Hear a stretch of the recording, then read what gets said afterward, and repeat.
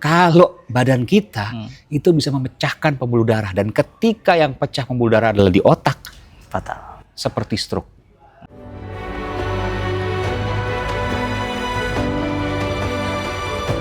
Dialog Iman bersama Aiman.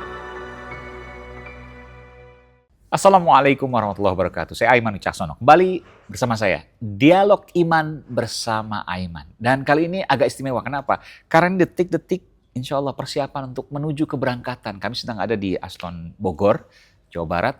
Dan kami tengah melakukan manasik haji bersama Pak Tuna. Dan di sini nanti kita akan berbincang, podcast ini, di sela-sela ini, bersama salah satu dokter yang memiliki kemampuan yang nggak biasa. Saya baru pertama kali dengar nih, SPKP, Spesialis Kedokteran Penerbangan. Ia adalah Dr. Romi SPKP yang akan menemani kita nanti sepanjang ibadah haji insya Allah. Dan mudah-mudahan kita semua juga sehat. Dokter, apa kabar? Baik, alhamdulillah. Assalamualaikum. Waalaikumsalam. Kedokteran penerbangan. Kedokteran penerbangan. Distract dengan KNKT soalnya. Tapi kita memang dekat sama keselamatan. Ya, karena tujuannya pasti keselamatan. Betul. Nomor satu, selamat. Ya, safety first. Safety first, oke. Saya tanya, dokter, ini Pak Tuna ya, menggunakan jasa dari dokter spesialis kedokteran penerbangan. Ini dokter jadi sekaligus bisa menangani misalnya ketika ada gangguan kesehatan, nauzubillah, kita berlindung terhadap hal itu, jamaah misalnya di pesawat. Demikian dokter? Ya, jadi kedokteran penerbangan ini ruang lingkupnya adalah seperti namanya di penerbangan gitu.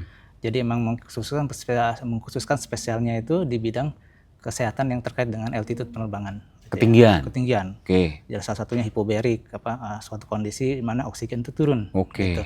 Dan itu salah satu yang menjadi syarat untuk bisa para jemaah haji ini untuk bisa berangkat. Jadi kenapa? Karena beberapa kondisi yang istiqtoa itu adalah terkait dengan hal itu. Seperti gagal jantung, itu kan perlu pompa jantung yang bagus. Iya, kalau jantungnya lemah, ketinggiannya tinggi gitu gampang sesat. Gampang sesak karena oksigennya rendah. Betul, salah satunya itu. Oke.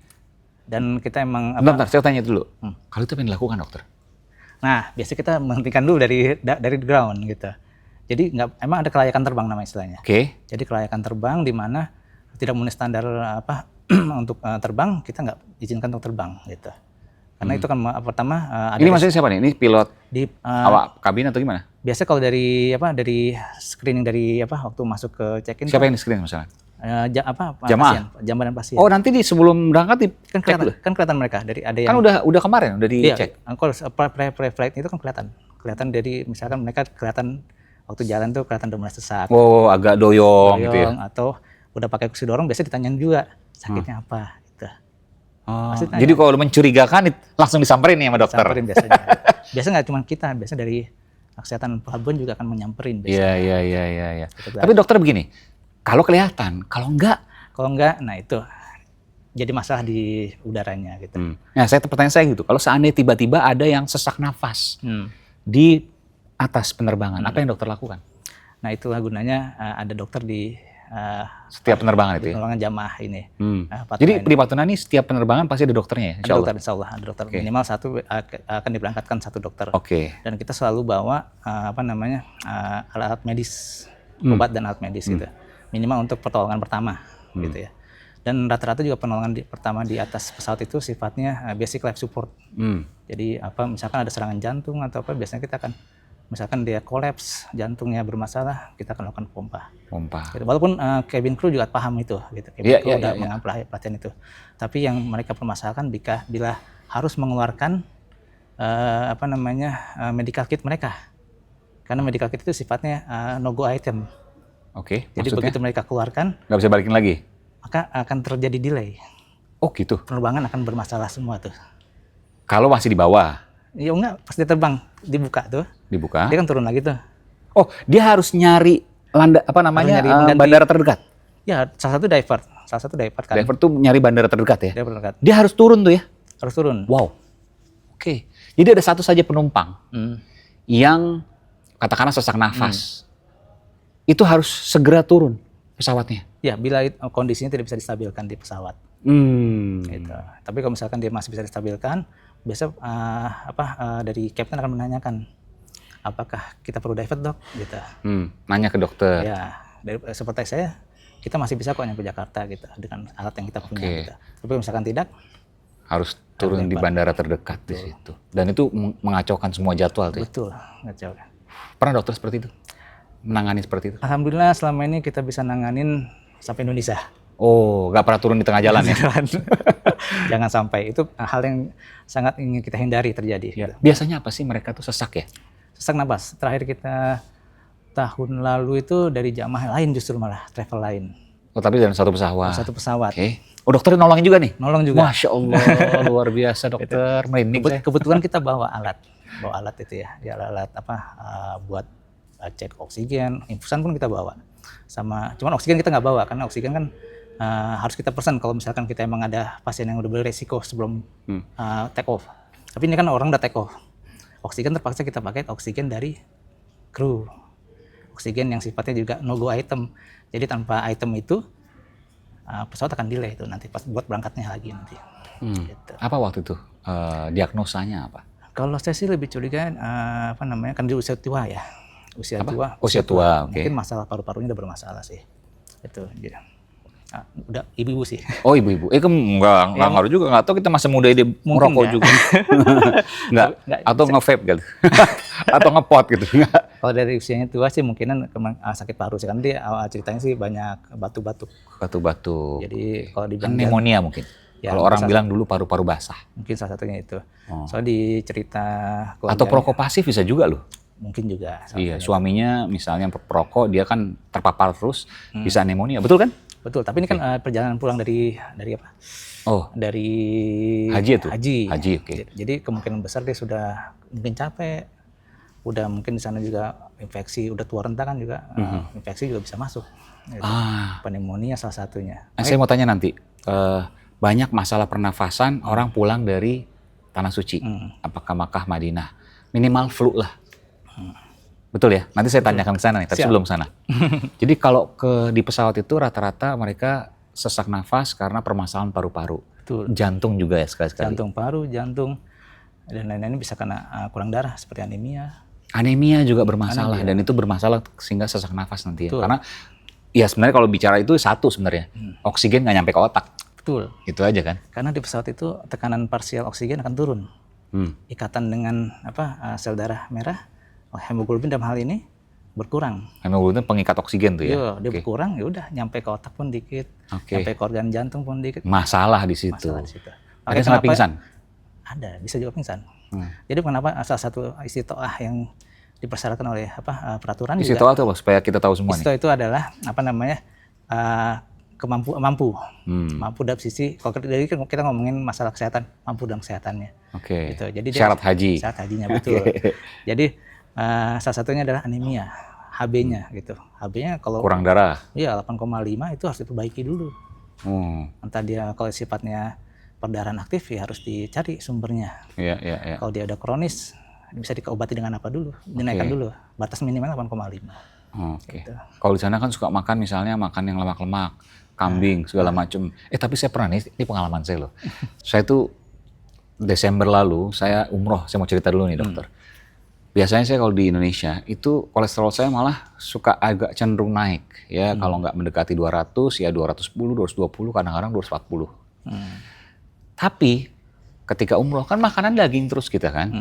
Makan daging kadang-kadang 3 kali, kadang-kadang 4 kali sehari tuh makan tuh ya. Dan dagingnya kan besar-besar dan seterusnya. Sampai di Indonesia saya cek kolesterol saya. Berapa dok? 150, bagus. Padahal saya nggak minum obat sama sekali. Artinya walaupun makan daging, makannya mungkin lebih banyak dari yang ada di sini, itu nggak bukan serta-merta naikkan kolesterol. Artinya di Indonesia ada masalah mungkin dari minyak goreng, dari hal-hal yang lain gitu ya. Kalau di sana kan jarang gorengan, makoli ya gorengan ya. Jadi familiar sama makoli. Makoli gorengan ya betul. Makoli, Di sana kan jarang gorengan kan, hampir nggak ada. Tapi sekarang udah banyak sih. Sekarang makanan India mungkin ya ada beberapa. Tapi itu pun mungkin bukan yang berulang kali seperti di sini ya, Dan sampai hitam bukan misalnya. selera kita tapi juga. Dan kita juga jarang makan karena bukan selera kita, betul. Nah, saya ingin tanya, kalau di sana pola makan yang kemudian mungkin buruk gitu ya, lalu kemudian misalnya makan fast food, kan di sana banyak fast food juga tuh. Seringan makan fast food, tentu itu bermasalah. Kalau saya sih sana nggak makan fast food, jarang lah. Kemudian setelah kembali ke Indonesia, kesehatannya jadi terganggu. Atau mungkin dalam pesawat. Pernah terjadi seperti itu, dokter? Jadi hiperkolesterol ya, dalam arti dislipidemia. Itu kan bisa bahaya ke jantung kan? Betul, itu adalah faktor risiko. Tapi nggak semua faktor risiko itu bisa langsung mengakibatkan masalah. Jadi ada faktor lain yang harus biasanya menjadi faktor pendukung, usia, perokok kah, atau dia punya faktor diabetes, Trigliseridnya tinggi apa enggak gitu kan. Nah, balik lagi ke kenapa Pak Iman waktu itu ceknya 210. Kenapa sih? Oh, di sana malah rendah. Di sini 150. Iya. Karena kemungkinan besar di sana trigliseridnya tinggi. Karena orang sana kan lebih suka pakai susu, pakai yogurt. Oke. Jadi biasanya kan total itu akan melingkupi salah satunya trigliserida. Oke, tapi di sana jadi rendah sih, 150. Di sini apa di sana? Di sana rendah. Di sana rendah, di sini mah tinggi. Malah tinggi. Walah. Padahal di sini saya nggak pernah minum susu, nggak pernah. Artinya di sana makannya lebih sehat, dokter. Sebenarnya sih bukan itu juga, mungkin aktivitasnya juga Oke, jalan kaki. jalan kaki. Ya. Karena olahraga juga bisa meningkatkan HDL. HDL itu penyapu dari kolesterol jahat. Oh, HDL, olahraga itu jalan kaki lah misalnya. Nah, Itu bukan hanya menurunkan LDL, tapi menaikkan HDL. betul. Jadi balance tuh, makanya bagus. Di sana kita juga kalau di hotel-hotel ya, Iya. yang Padahal kan kurang tidur, dok. Biasanya kalau di sana umroh, haji, itu satu hal. Jangan berharap tidur cukup. Betul ya, dok ya? Tidur tuh 4 jam, 5 jam itu udah bagus. betul. 4 jam lah rata-rata. 4 jam, 5 jam ya. 6 jam itu udah jarang banget. Kan biasanya kalau kurang tidur kan kolesterol naik, tensi darah naik biasanya. Emosi Tapi ini naik. enggak, emosi naik. Apalagi kalau kebelat pipis tuh kan susah nyari sana.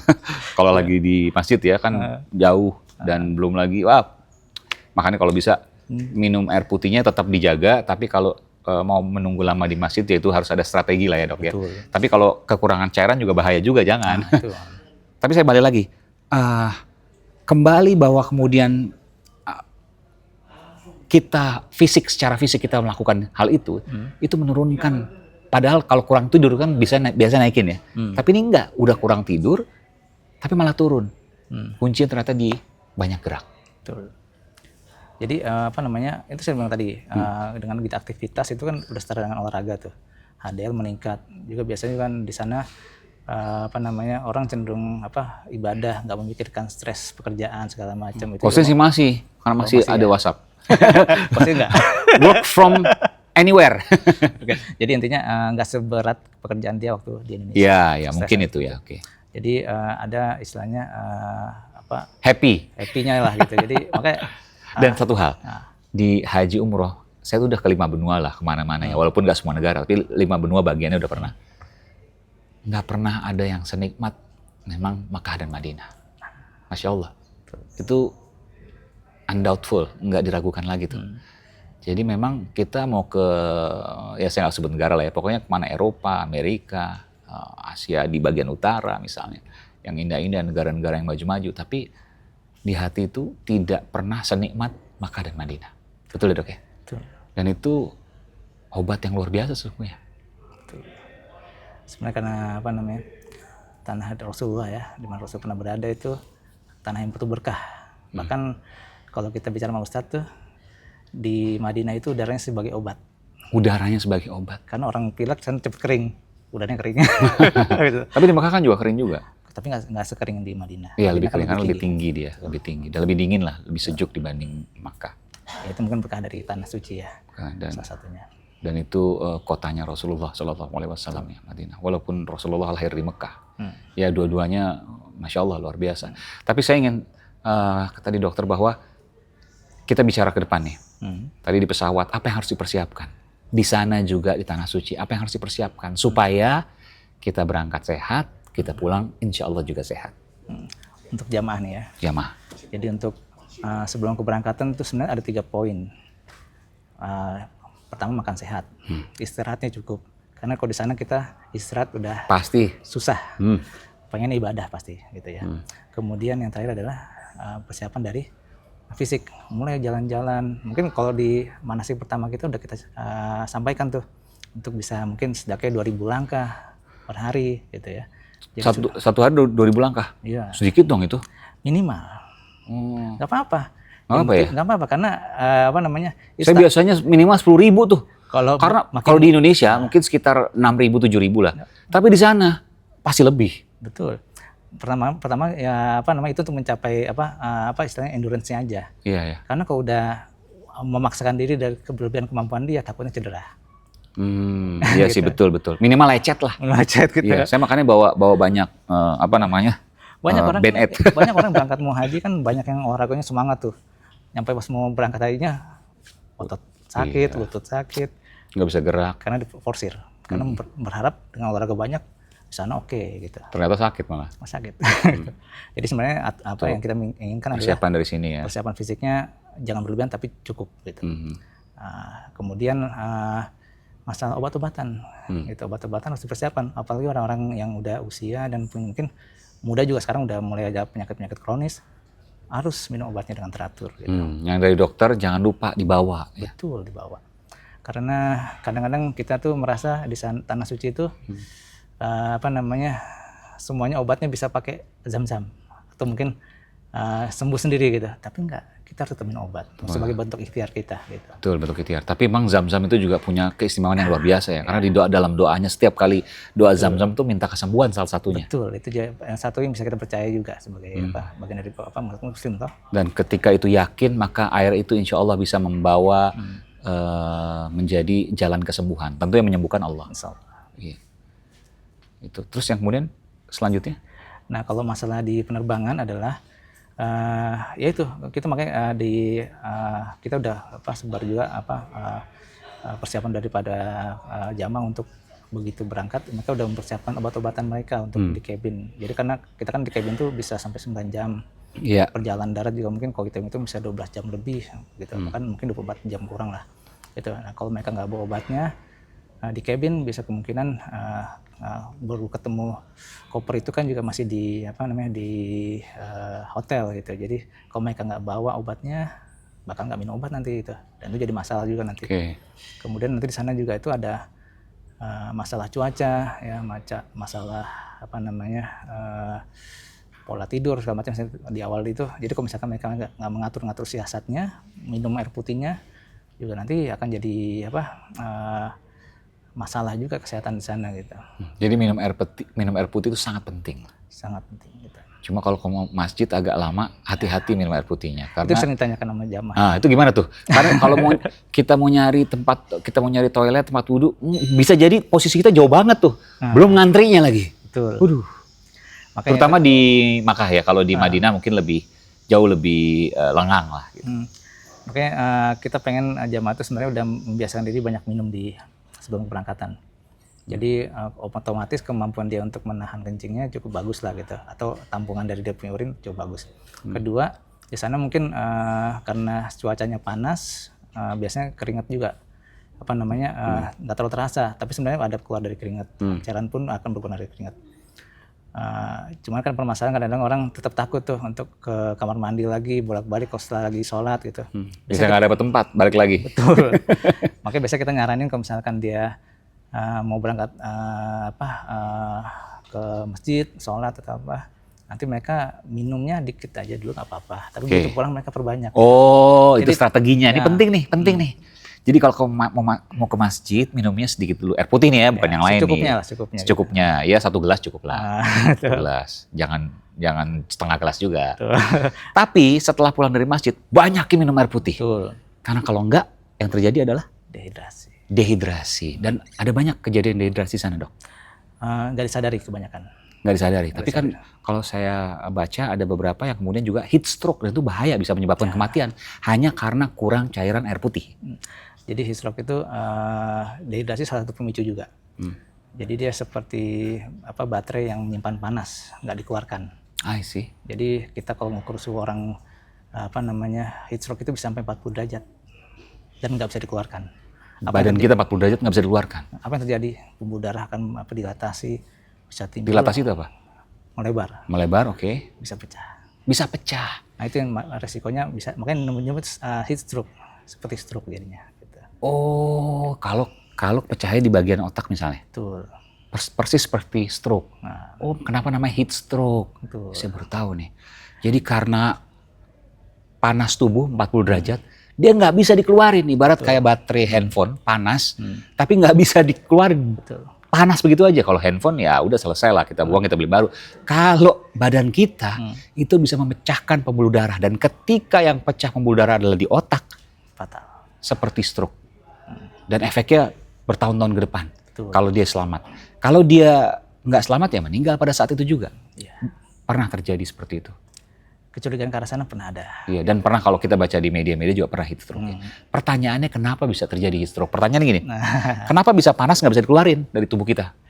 Karena kita punya di sana pertama kita jarang bisa berkeringat. Terus udah gitu kita juga istilahnya tubuh itu kan perlu berbagai cara ya, berbagai cara buat ngeluarin panasnya. Ya. Dari kencing, Keringat. ya, uap. Di sana kering, keringat agak susah tuh. Nah, jadi nggak bisa cepat keluar gitu. I see. Makanya kenapa di sana penting untuk pencegahannya. Oke, ini penting. Jadi gini, heat stroke itu biasa terjadi di daerah subtropis yang kering. Kenapa? Kalau kita nggak minum air putih, maka kan pipis nggak mungkin lah ya. Buang air kecil tuh mungkin nggak terjadi. Keringetan juga mungkin nggak terjadi juga, karena kalaupun kita minum juga belum tentu keringetan juga karena di sana daerahnya kering. Jadi yang terjadi apa? Panas tubuh tidak bisa dikeluarkan. Padahal tubuh itu kan membakar kalori, selalu panas. Dia harus dikeluarkan. Salah satu cara pengeluarannya adalah dengan minum, lewat urin, lewat keringat dan seterusnya. Kalau dua hal itu nggak terjadi, yang terjadi adalah panas tubuh yang tidak bisa dikeluarkan dan ujungnya bisa terjadi heat stroke yang berujung pada kematian. Betul, fatal. Ngerti saya. Dan itu nggak hanya harus 40 derajat Celcius misalnya, suhu outdoornya. Bisanya cuma 38, bisanya tinggal 39, tapi dia sering di luar orangnya gitu. Karena kita punya jam kita kan suka belanja. Iya. Mungkin sering keluar antar tempat belanja dengan itu bisa ada ruang yang cukup jauh. Betul. Kalau dulu ada pasar seng tuh yang tenda-tenda, kalau sekarang udah nggak ada. Ada. Sekarang kan kalau belanja di Bindaud yang dingin lah ya, atau di Madinah ada beberapa tempat yang basement tapi juga dingin lah. Tapi tetap aja itu bisa menyebabkan heat stroke ya. Ketika dia keluar, dia jalan menuju hotelnya atau menuju tempat penginapan, atau mungkin dia mau keliling-keliling karena kondisinya seperti itu. Dan sekarang saya dengar menuju 50 derajat ya dok. Betul. Dan ini harus ekstra hati-hati. Benar. Jadi air putih. Oke. Pertanyaan selanjutnya dok, kita bicara agak mundur dikit. Kan 9 jam, biasanya kalau kita bicara soal penerbangan sampai di Jeddah lalu kemudian kita ke Makkah, langsung biasanya tawaf tuh. Nah artinya kan pada waktu kita di pesawat harus istirahat tuh. Jangan kita lihat kanan, lihat kiri, ya boleh sekali-sekali. Tapi kalau seandainya 8-9 jam kita nggak istirahat, pada saat kita landing, langsung menuju Mekah dan kemudian tawaf, bahaya tuh, nggak istirahat. Nah pertanyaan saya gini, supaya bisa istirahat di pesawat tuh gimana? Kan nggak semua orang bisa tidur di pesawat dok. Saya termasuk orang yang susah tidur di pesawat. Oke, itu kan jadi masing-masing individual bisa pengaruh ya. Orang yang biasa mungkin di Indonesianya juga sering begadang juga akan bersusah nanti di pesawat tidur biasanya gitu. Emang kita untuk penjagaan seperti itu ada yang non medikasi dengan medikasi gitu ya. Non medikasi biasanya sleep hygiene, misalkan dia jangan minum kopi, karena akan terjaga, karena efek kopi itu bisa sampai 8-12 jam ke depan baru puncaknya malah gitu. Jadi kalau dia minumnya, terbangnya flightnya jam 12, dia minum jam 12 nyampe sana udah nggak bisa tidur lagi ntar. Gitu. Jadi pertama itu mengurangi stimulan. Kopi tinggalin dulu. Sekitar berapa? 3 jam sebelum berangkat lah ya?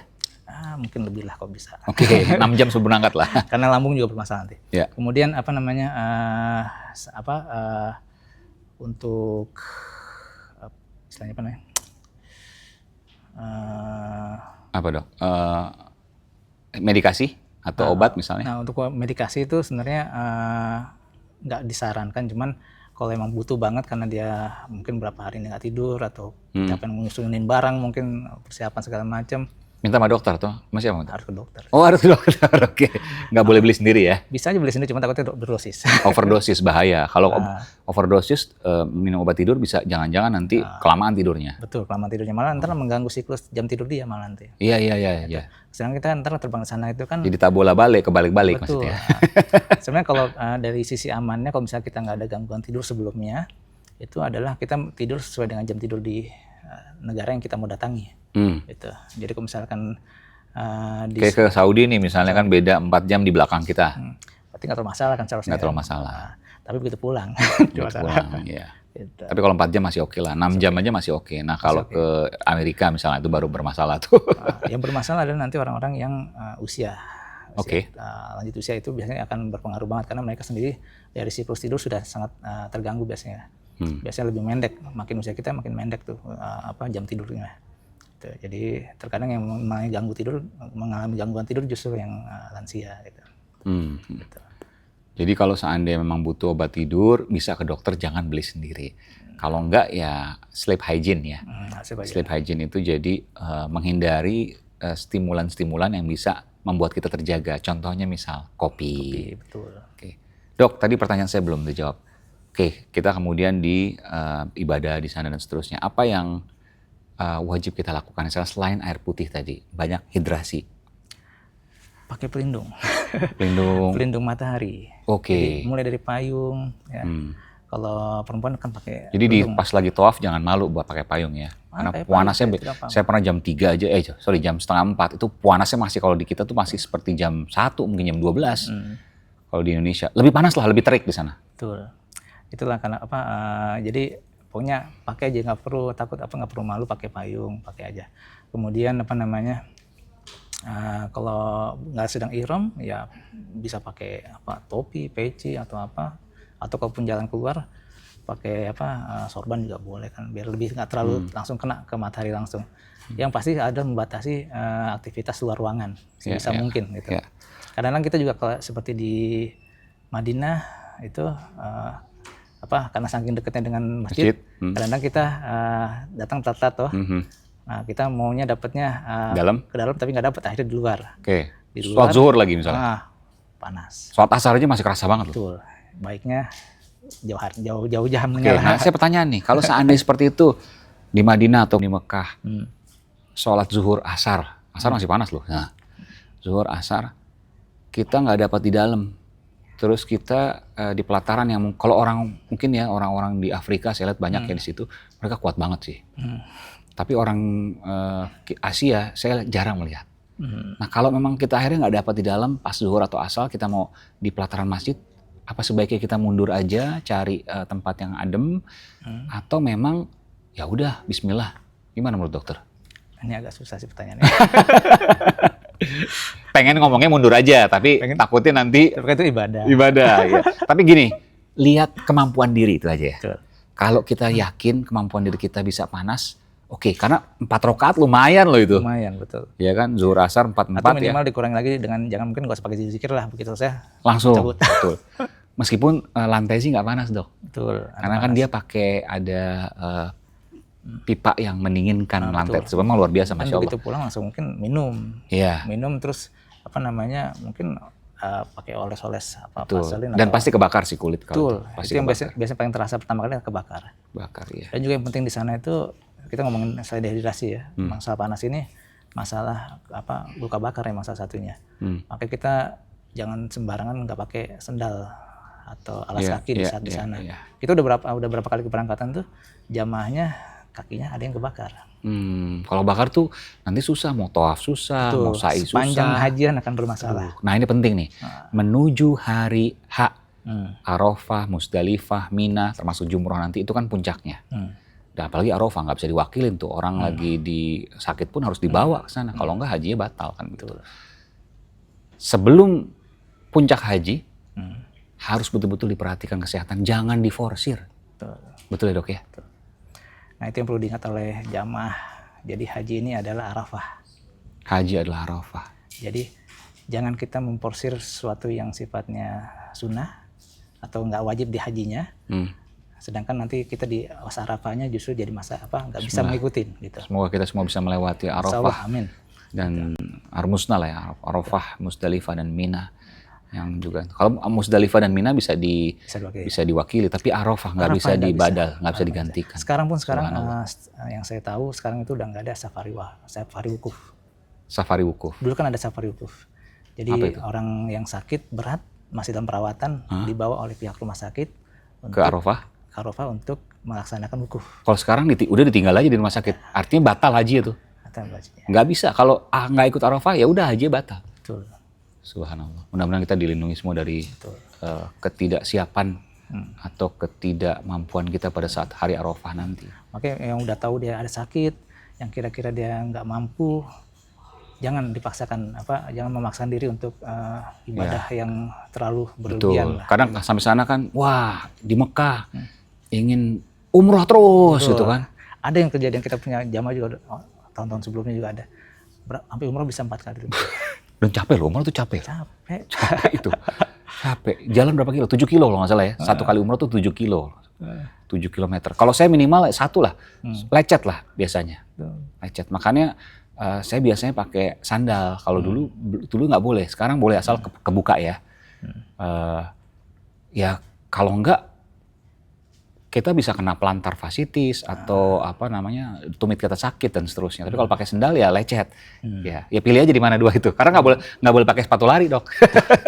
Kalau pakai sepatu lari enak gitu. Ini kan nggak boleh pakai sepatu lari. Gitu. Tapi ada kursi dorong sana. Ada kursi dorong, tapi janganlah gitu. Kita rasakan yang betul ya, benar. Selama kita masih mampu, insya Allah mampukan. Betul.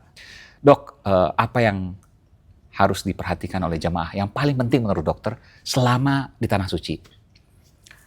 Selama tanah suci itu yang pertama adalah sebenarnya 3 poin sih ya. Yang pertama harus minum obatnya. Kalau memang sudah diresepkan oleh dokter sebelumnya, oke. Ya. Kemudian perhatikan panas. Panas itu bisa kemana-mana, dari mulai heat stroke, dehidrasi, sampai dengan luka bakar tadi ya. Jadi kalau pencegahan paling penting, karena kalau ngobatinnya bisa sepanjang hajian itu akan bermasalah gitu. Dan itu akan mengganggu proses ibadah Bapak Ibu, kenyamanan juga akan terganggu gitu. Kemudian yang terakhir adalah sebenarnya sih saya pengennya jamaah itu istirahat yang cukup. Istirahat yang cukup. Ibadah tetap, tapi istirahat jangan dilupakan. Ya, jadi kan ada orang yang mungkin karena nanggung sana pengen lama di masjidnya gitu. Oke.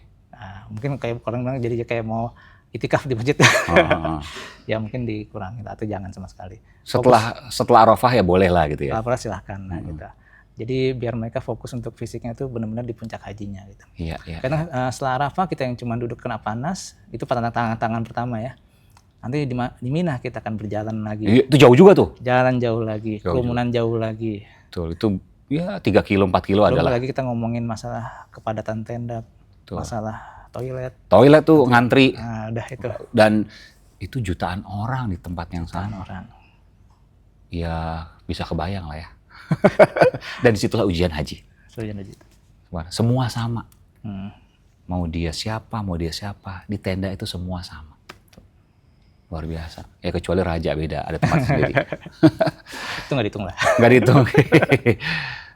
Dok, tadi pertanyaan saya yang terakhir adalah kenapa jamaah yang baru pulang dari tanah suci biasanya diserang minimal ISPA, infeksi saluran pernafasan atas. Flu lah minimal. Atau radang tenggorokan. Kenapa tuh? Flu ini sebenarnya kan terkait bagaimana menghindarinya? Pertama, flu ini kan terkait dengan imunitas dalam tubuh dan sifatnya limiting disease. Dan mereka kata begitu dia pulih kekebalan dia, imunitas dia, maka itu akan pulih dengan cepat gitu biasanya. Jadi saat kita di sana kan kita capek tuh, tidur kurang, udara juga banyak kering, menghalangi kita punya sistem pertahanan ya. Hidung kan ada cairan lapisan, tenggorokan ada cairan lapisan, itu kalau di sana kan kering, itu akan mengurangi sistem proteksinya gitu. Begitu ada flu, misalkan sana kan banyak orang dari macam-macam negara. Ya, kita kalau ke sana aja udah banyak orang batuk-batuk tuh. Oh iya pasti. Nah, itu memudahkan penularan. ISPA itu ya. Dan pada saat tawaf nggak boleh pakai masker loh. Ya betul. Betul ya? Betul. Tapi ada syarat sebenarnya ada diperbolehkan juga, tapi mungkin ntar bisa diskusi dengan para ustadz juga. Jadi kalau selama itu suatu kebutuhan uzur. Oh iya, kalau ada uzur oke lah. Sholat pun nggak boleh sebenarnya, tapi kalau ada uzur, ada kebutuhan ya boleh. Boleh, Ya, betul. Betul. Itu sih, jadi intinya. Kalau sakit ya harus pakai masker. Bahkan kalau sakit sebenarnya nggak usah ke masjid. Di kamar aja nggak apa-apa. Kalau sakit, jadi pada nularin yang lain kan mudaratnya banyak, betul nggak dok? Betul. Iya. Nah itu makanya kenapa begitu pulang banyak yang bawa oleh-olehnya adalah batuk pilek. Batuk dan lumayan berat kan biasanya mereka. Ya, kenapa? Karena lendirnya udah lendir yang dihasilkan saat di tanah suci itu kental. Karena kan kering. Oke. Jadi begitu nyampe sini kita mulai lembab lagi. Oke, mulai banyak lendirnya. Oke, dibuang aja. Dibuang. Malah sebenarnya bagus ya supaya ngeluarin ya di sini. Makan yang bagus, minum yang bagus, istirahat yang bagus. Insya Allah cepat pulih. Iya. Jangan lupa olahraga yang bagus juga. Tapi olahraga mungkin pelan-pelan. Pelan-pelan masih gerak lah minimal. Gerak. Jangan juga tempat tidur terus, jangan. Betul. Itu malah lama nanti. Saya kalau demam-demam dikit tuh dok, saya justru malah saya bawa olahraga. Oh gitu. Hilang malah jadi panasnya keluar. Sama minum air putih. Dan tidur habis itu, tidurnya cukup. Yang penting tidur. Iya betul. Istirahat itu. Jadi tidur cukup, olahraga cukup, makan cukup. Betul tadi tuh. Olahraga cukup. Ya itu tadi ya. Semua yang serba cukup itu adalah iya, jangan berlebihan. Oke. Dok, satu kalimat terakhir untuk jamaah seluruhnya, nggak hanya untuk Patuna tentu ya, tapi juga seluruhnya jamaah haji yang ingin menaikkan ibadah haji dan nanti akan selama berhaji di sana dan pulang haji. Apa yang dokter bisa sampaikan singkat aja? Mungkin 1, 2, 3 kalimat lah. Silakan. Saya terkesan dengan suatu hadis yang sering disampaikan oleh Pak Ustadz kita utama ya. Jadi Allah tuh bersama dengan prasangka hambanya. Gitu. Jadi itu ternyata suatu pemikiran positif atau kita bilang optimis itu akan baik buat kita. Bahkan ada penelitiannya bahwa orang yang punya optimis tinggi itu daya tahan tubuhnya tinggi, bagus gitu. Jadi dari sisi ibadah baik, dari sisi kesehatan juga baik. Jadi kita yang berhaji ini harus mulai menanamkan semua yang terjadi di sana adalah karena Allah. Gitu. Dan baik insya Allah. Dan baik insya Allah hasilnya. Maka insya Allah juga akan baik. Betul. Kalau kita punya kekurangan, kita punya keterbatasan fisik, berpikirlah baik, berpikirlah optimis, maka Allah sesuai dengan persangkaan hambanya. Dan insya Allah apa yang kita pikirkan itulah yang akan terjadi dari sisi kebaikan. Dan apabila kita berpikir keburukan, insya Allah tidak akan terjadi. Karena kita selalu berlindung pada Allah yang Maha Kuasa. Masya Allah. Terima kasih Dr. Romi, spesialis kedokteran penerbangan. Dari Dokter Patuna yang juga nanti akan bersama-sama. Dengan saya juga dok. Amin insya Allah ya. Mudah-mudahan, amin. Dan mudah-mudahan kita semua sehat. Amin. Kita semua bisa menjalani ini dimampukan oleh Allah Subhanahu wa Ta'ala. Dan juga kita bisa pulang kembali dengan selamat, sehat. Dan juga lebih baik ke depan. Insya Allah mabrur. Amin.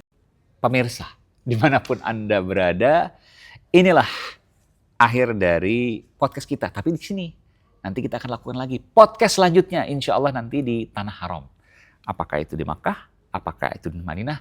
Simak terus Dialog Iman bersama Aiman. Wassalamualaikum warahmatullahi wabarakatuh. Salam.